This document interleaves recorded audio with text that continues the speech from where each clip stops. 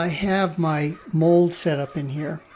And what I do is I place the side in here where it goes. And when it's nice and snug, I can make a mark right at the midline of the body by following the seam here on the mold.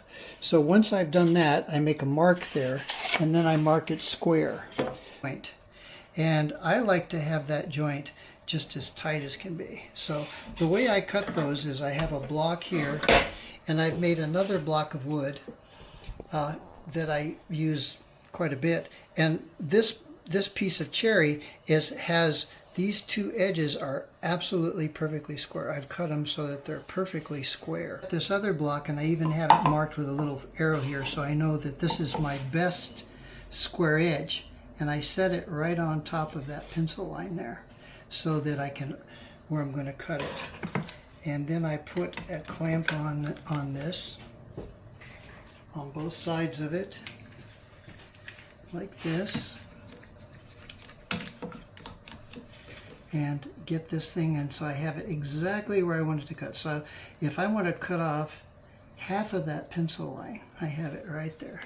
And then I tighten these up. Now I've got this pretty tight, which has sort of flattened that area of the side. And I can take my saw and hold the saw against this block of cherry. And I know then that it's going to cut perfectly square to this face here, so that I'll have a good joint.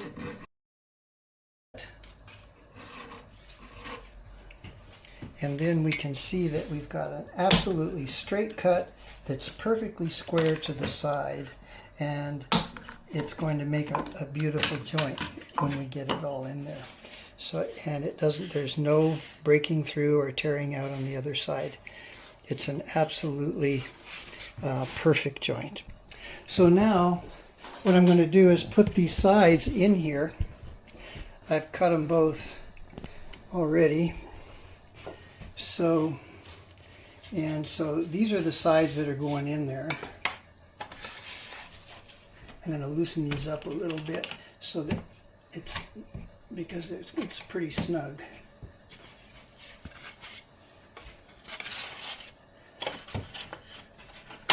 And you can hear that little snap when it goes in there, which is a nice sound. So there they are. They're in there. And then I can tighten these up.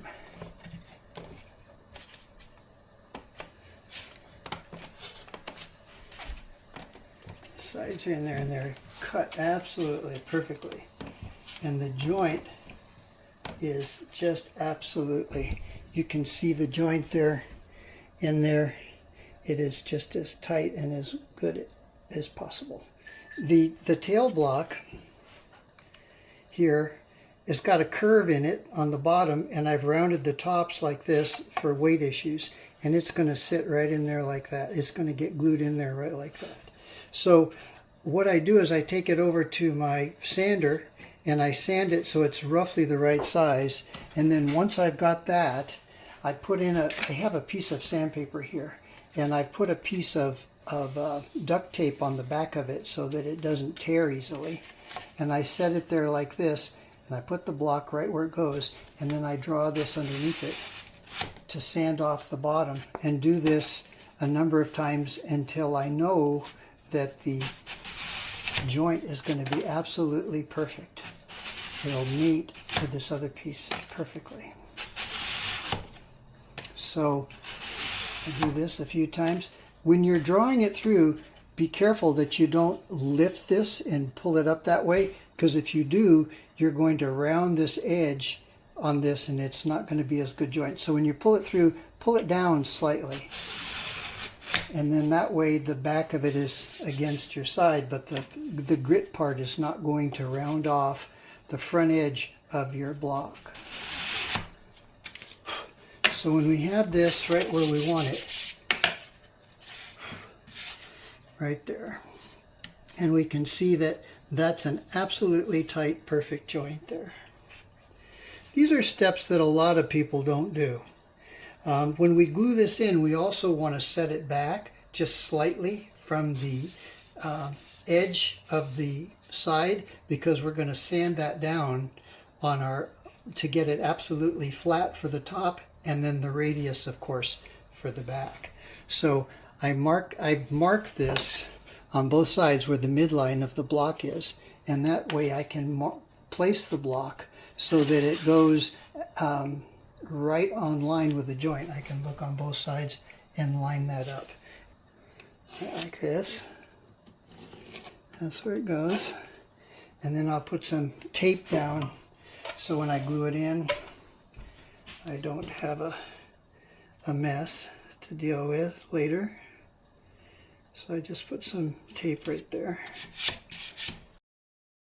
There has been a fair amount of discussion about tail blocks and heel blocks in terms of the grain of the way the grain should go. And I have heard arguments both ways. Some people feel that the grain of the heel and tail block should not be running perpendicular to the sides, but should be parallel to the sides, so that the grain of the block would be going like that rather than like this. I prefer it this way. And you probably notice that the heel block is quite a different shape than the tail block. It's a lot thicker. And the reason for that is that this, once it's glued in place, I'm going to cut a dovetail in it. And the dovetail is what's going to hold the neck on to the body. And so we need a fair amount of a little bit more beef up here, because we're going to cut out a dovetail out of that piece. To avoid gluing this to our mold, I have a couple of pieces of plastic from an old kitchen cutting board, you know, those real thin plastic cutting boards. And so I'm going to just slide this in there so it's right underneath the joint there, like that. It's very thin. In order to get the glue to go into that joint, I'm going to put a couple clamps here on this side here to hold these sides from moving, like that. And then I'm going to open this up, and that's going to give us some space in between there. As you can see, we've got some space right in between there so that we can get some glue in there. So we're going to take this hot glue, and I'm going to get it down in that joint. I'm going to just fill it up in there.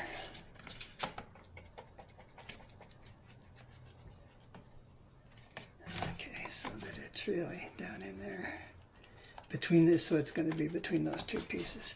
Now we can get those two pieces lined up perfectly, and we can tighten it up, our mold, the screw on our mold, and that gets that joint just as tight as can be, which is what we want. Now I'll put some glue, more glue here, and that tape also tells us exactly where we want to put this block, so it doesn't go sliding one way or the other. And I find the grain on these blocks going in the direction that I have this one in is really superior, and I like it better. I haven't had any issues with sides splitting or coming apart or doing anything strange. So I've set the block back from this edge of the face about 1/8 of an inch. And that's important to keep track of, because we're going to need to make sure that we do the same thing on the top side of the heel block, that we have it so that they're going to be where we want them to be. So I'm going to just clamp that down.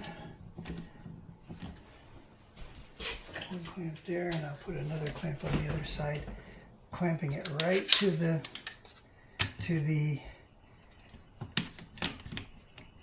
mold. Now the block is a little bit beyond where the mold is. So I'm going to take a couple of little clamps and place them here on the back side, just between the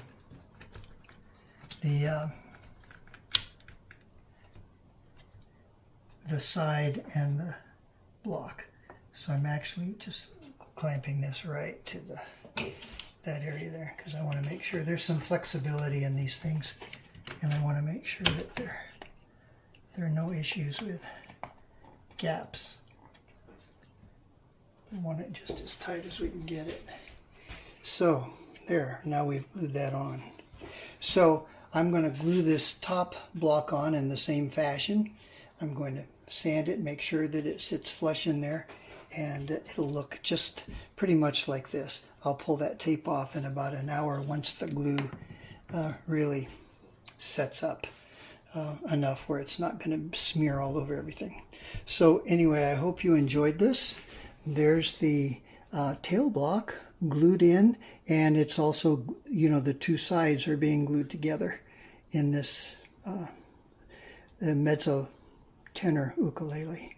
If you enjoyed it, give it a like and subscribe to my channel. Bye bye for now.